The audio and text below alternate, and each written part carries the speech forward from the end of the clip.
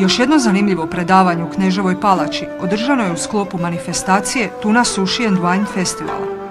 Ovoga puta magistrica ekonomije i asistent suradnik u nastavi na Odjelu za turizam i komunikacijske znanosti Sveučilišta u Zadru, Gabriela Vidić, prezentirala je svoja iskustva i doživljaje tijekom putovanja Japanom.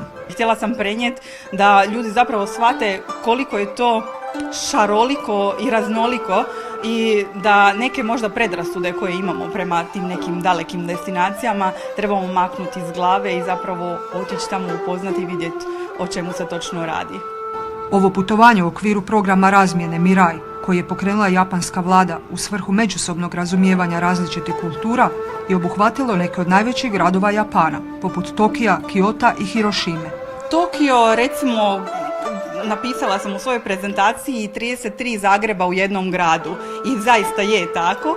Vi kad dođete u Tokiju, u koji god, mi bismo rekli kvart, zađete, to nije više kvart, to je zapravo jedan Zagreb, imate skroz drugo iskustvo, pa imate u jednom dijelu tradicionalnu trgovačku četvrt, u drugom dijelu imate takozvani anime distrikt gdje imate dojam kao da ste došli u igricu, kao u anime, gdje svi igraju igrice, sve jako šareno, svugdje su nekakvi pokemonići i tako dalje. Onda imate poslovnu četvrt gdje su svi u odjelima i u kravatama.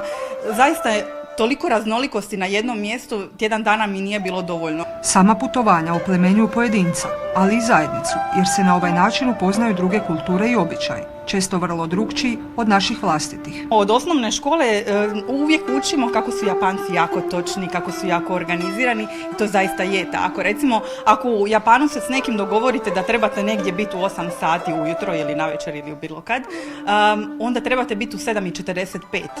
Ne u 8, jer ste u 8 već zakasnili. Po javnim površinama nemaju odlagališta za smeće, nego zapravo je pristojno da svoj otpad nosite doma sa sobom. Jako vode računa o recikliranju. Sve te neke stvari koje zapravo i mi želimo sebi tu implementirati, to su neke univerzalne vrijednosti koje bi svi trebali naučiti. Za sam kraj pitali smo zašto bi svatko barem jednom u životu trebao posjetiti Japan. Pa da doživi tu raznolikost i da vidi da organiziranost, točnost, poštovanje se može u svakodnevnom životu najnormalnije implementirati i živjeti. Zemlja izlazećeg sunca riznica je materijalne i nematerijalne kulture, gdje je jedan mali dio kroz ovo predavanje predstavljen i zadarskoj javnosti.